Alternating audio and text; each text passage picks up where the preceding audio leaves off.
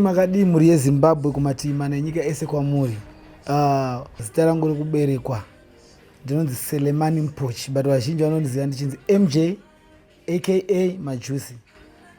Ndiri mukomana nemakore anoita 34, but this year I'll be turning 35 years. I stay in Kamuzuma section 2. I'm just that guy who lives a simple life and I've got nothing much to give. Vazhinji vanongondiziva kundiona kwababa Shero ndokwandinoshandira, but ndine zvakawanda nezvakasiyana siyana zvandinoita mukurarama kwangu, singori kutamba chete. Zita rekuti Majusi iri ndakaripuwa nemukuru wangu anonzi Alec Macheso. I was given that name in 2010. I joined Alec end of 2009. So anga muri muna October. So ipapa mazuva aya kudhara vaindiziva ndichingotamba ndiri kunana Peter Tangwena, ndiri kunana Zhaka rekupa vanhu vaingonditi Zaiko. So the name Majusi rakazoya ndajoina Alec Macheso, and Alec Macheso ambassador ndo vakandipa zita iroro rekuti Majusi.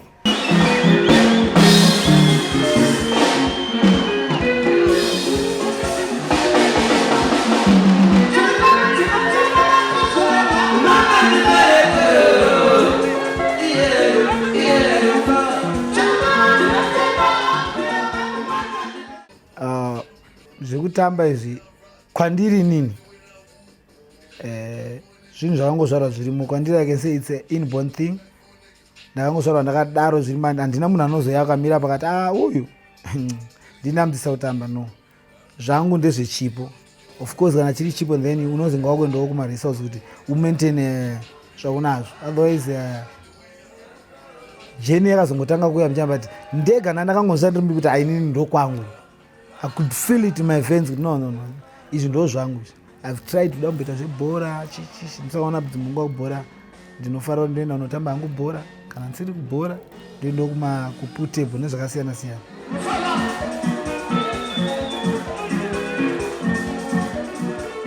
Ndine academy yangu inonzi Majusi Academy, yekuti whereby I can take apfana vese namwasikana vanotamba. I'm still building it kuti inyatsosimba. That's why ndisandanyanya kuitekeshera strike, but I have that class yekuti maybe toita kuti maybe kana ari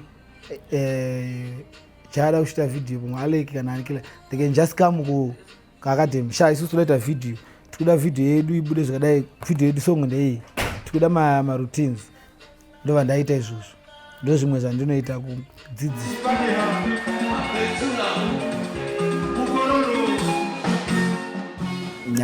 Izvezve zviriko sure, ite zvinoda kujaira. Ifa nditi kune vamwe artist kuti unotonzwa mwana achiti uyu anoshaina unodini, because kuna vamwe artist kuti akatoita mari zveshuwa kutongonanga mwana vanaba. Ini kwandiri kuside kwangu everyone counts, whether ndiri papi zvokuti otherwise munhu andofamba naye anchifamba naye shamwa yangu andoziva kuti unoyu, but unopedza wajaira po ndo zviripo. Because unogona kuita kuti ashana mbotara nevamufuara apa uyu one majuwa vamuti aiwe bozwa watara nefuara, but that one anogona kuzoita good kudarika fuara. So everyone akakosha. I talk to everyone.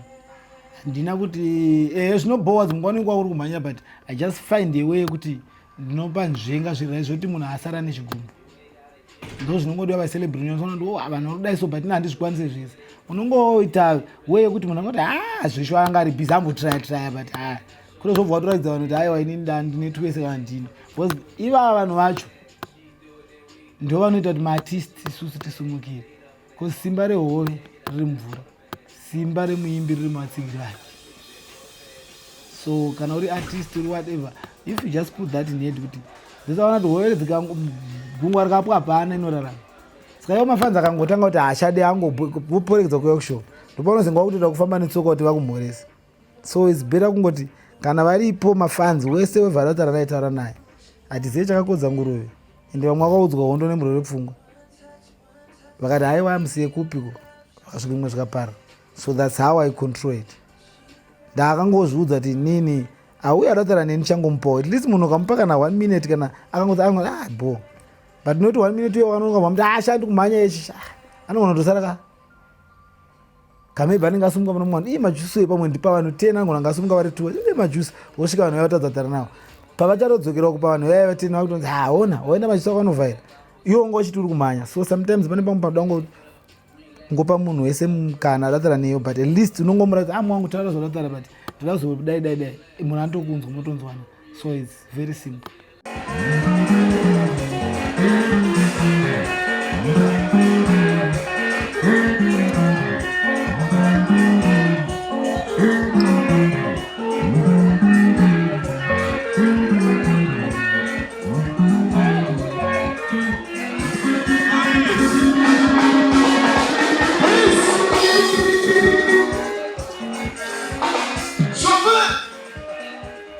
Besides kuwa ku band and zvimwe zvese, okay, I put health pamberi, life fitness style ndo yandinoita.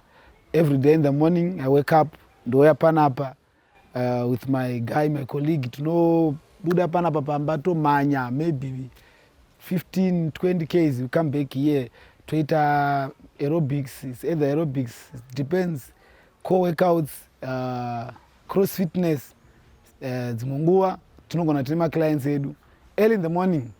Tunoita some clients before end kubasa. We've got people that we train vanenge vada lose weight, vamwe vanenge vada shape body, because we do body shaping, body toning, all that. Saka after that then ndakutoita lifestyle yangu kana ndapedza izvozvo. As every day makuseni, that's what I do. I wake up early in the morning, I come here, I train, or I train some other people. In the evening futhi ndine classes andinoita futhi. It all depends nekuti munhu anokwanisa papi.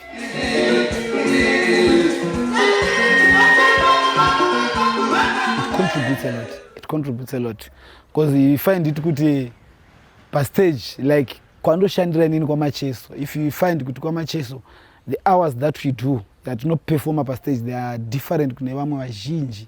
I think so far tisinoita ma hours akawanda pakuperforma kwanhu, because sometimes we can start by nowadays zva different nenyaya yema covid, but takachuna time like now we can start even na 6 o'clock ndopedza basa kana na 10 kana na 11 and saka if you find kuti ma hours mangane ipapo tinoshanda 4 to 5 hours chitamba. So without fitness iyo manje andikwanise kuzviita izvozvo. So I need that fitness because unogona kumira kuti arika nditembo kuti pamwe ndisiri sober you need fitness. Kana uri fit unenge uri munhu akatozvidhakira kudhara, we are safe, una chinokurwadza. You can go 6, 7, 8, 9, 10, 5 hours non-stop ndombolo vanhu vachinakirwa, because it's very hard kufadza munhu wasiri kuziva zvaari kufunga. Iwo woti waneta pamwe iwo unogona kuti matanga shona 8 o'clock umwe munhu obva apinda matanga shona 6 umwe obva apinda na 8 apa iwo wambenge 2 hours churuwa zvakaipa. Munhu yapinda na 8 akutongosvika achiti shamwari rowa kabasa usikutamba hachazivi kuti kwese twaita sei wambenge churuwa. Saka ndo advantage ye fitness.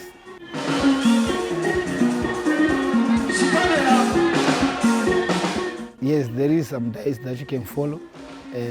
Kune vese vanhu vatinotraina navo, because munhu pa body if you are doing workouts it depends, it's different kudei. Umwe anenge achida kuita monya kuti ini ndinoita monya, because ini ndogona kutojima nemonya. Munhu akasimba kudai monya but tese tichiita chinhu chimwe chete chakatofanana. Saka different ndekuti umwe anoti inini ndoda kupedza dumbu, vamwe vanouya vakadzoti inini I just need to shape my hips, I need zvinongosiyana siyana kuti uda zvipi. Like inini handimbofe ndakada kunge nditofamba ndakadai kuti kana angazonakirwa neni padhanzi ndandakadai. Saka neni toda bhonzo rangu ro rakasimba mukati, asi kana ndichitoshanda apa ndogona kushanda nemonya tichitosumudza chinhu chakafanana but bhonzo mukati. Saka it all depends. Kana inini ndichida kunge ndakadai ndine madiets andofollowa, kana uyo ada kusimba ane madiets anofollowa. Kana tatongobva chete kuti kana ndisiri kundombolo, kana ndisiri kutamba bhorodho, ndisiri kwababa chero ndiri kunoko, I'm known as Coach MJ. Yeah, of course that respect ndinayo nzawo ndimajusi, but kana titori pa training we are doing training. Zvekundombolo ndezvekundombolo, asi kana tapa training we have to be serious. Even kana friend yangu chaicho kana tapa training ndinenge ndiri coach, I'm known as Coach MJ. I've got some other coaches muno muHarare vazhinji pane vanondiziva makochi anotozikanwa mwana anotoziva no Majusi anoita so anoita so anoita so, yeah. And the likes ndinotoziva makochi akawanda ana coach Munya, Charles Fitness vakasiyana siyana, like I'm registered neZAFA futi, so ndinenge nditori coach panguva yacho zvekundombolo zvinozouya hazvo kunzi munhu anoshamisa kuti unototrena kusvika apa so ndo yacho because titori mufitness, because munhu akaona uchitamba pastage paipa anoona kunge hameno, but ifitness isingatoitei.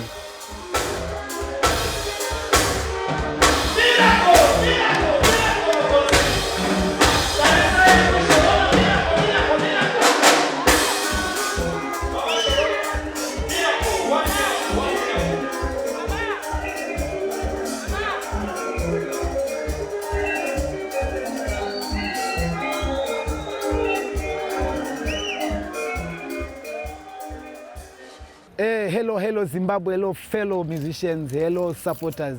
This is MJ aka Majusi Fine Boy for life. That's me. I'm just a simple guy who lives a simple life. Panapa panonzi pakambuzuma pa section 2. Andika vanopaziva vasingapaziva iwa mukatsvaga tokuratidza ndo panogezwa mota ino ya Fine Boy. Ndo kabhasikoro kangu aka. Ikaka kamuona kane red, that's my favorite color. Of course nazo dzongorwa yellow boss to fara zvinoti ta. Uyu mfano wangu ndianogeza West Coast car wash. Ndofunga mukatoona kana mukati kana yese aita ndiye uyu. Anoita zvidobidobi zvake tumashuga. Anoona the car is clean. Anoya every day para. Motikari inogezwa every day amajusi muona tsvina. Every day para panogara iri clean. Tobuda iri roast, tobuda iri laminate.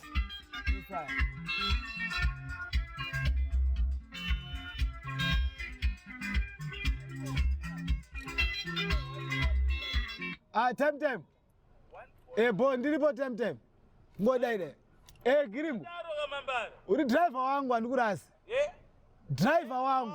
Pachinoi. Ndiri conductor wako. Uyu manje.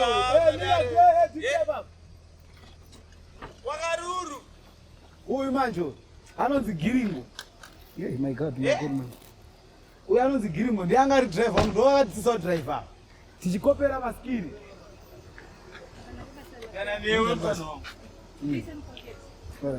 Uyu anonzi Giringo ndianga ari driver wangu pakambuzuma. Tichirwa kambuzuma Sakose Chinoi Giringo pakambuzuma ndiwakatisa driver kwakaruru paine enzi ezvira ichiripo mudara chidzika paya wakavaudza uri panyika.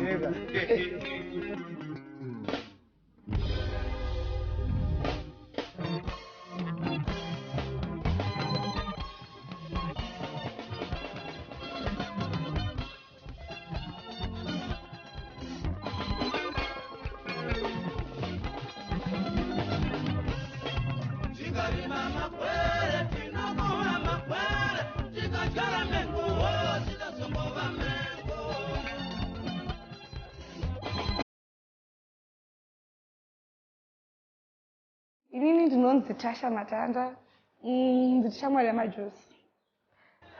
Namajusi andakatanga kumuziva ndogara kambuzuma 5. Ndakatanga kumuziva pandakakwira lift. Ndinoti savirongo dazori zvemafaro.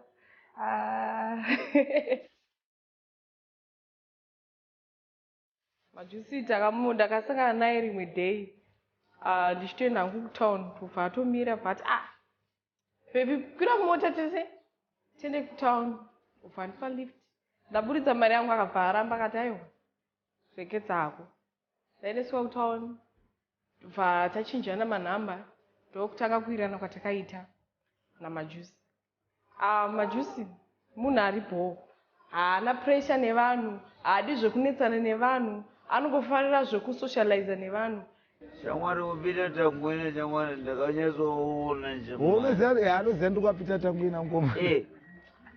Chiteka chokudya.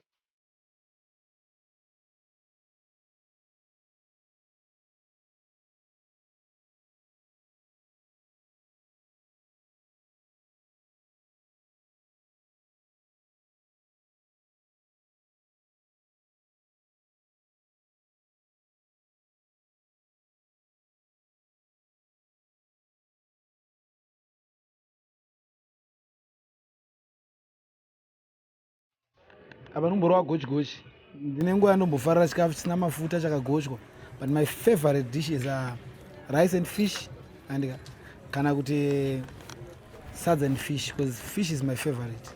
So panapa kana chitandara so ndichida zvakadai apa ndo pandogochera vumwe muona ndatogocha kuti ndiite zvidopidopi zvangu zvidyira. This is healthy food andika hapana unzi mafuta chichingobhuraya nyama yakazviomera dhani sadza nemasalads.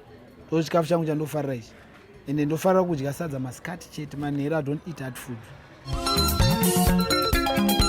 Tichiri pasection 2 pakamuzuma ndopati kutamba ndomwe mutambo wandofarirawo. Ndofarira mutambo uyu kana chitandara kana kuti bhora. Uyu mutambo uyu tasingaugone but tamo posofarira. Uyu anonzi kuda uyu ndo vamwe vanenge vachitiita kuti tivarairo tiri panapa titambe mutambo uyu. Ndofunga varume vazhinji vanofarira mutambo uyu. Haindoudisisa, handikufarira asi ndoudisisa. But handisanda professional zvangu sezvandoita nemakumbo angu. Nemajusi ndasiyana naye kudhara chimboita nhembo watakura dhara ndichiita zvemakombi.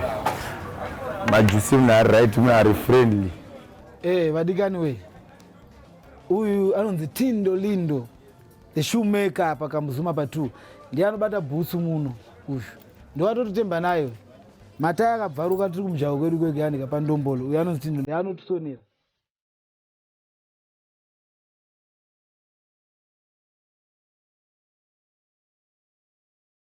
Anonzi Fari the Baba. Ndofunga mukamuzuma unomuziva. Ndiye anobata musoro wangu pamwe unondona ndichipenya apa wachuno waendizamo ndiye mukomana acho anoirova.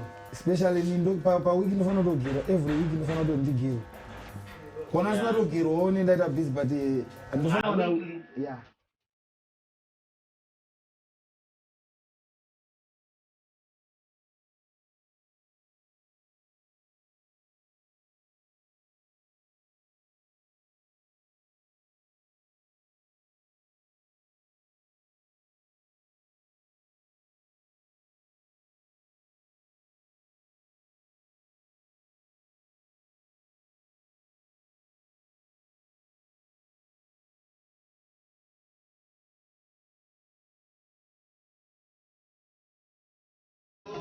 I just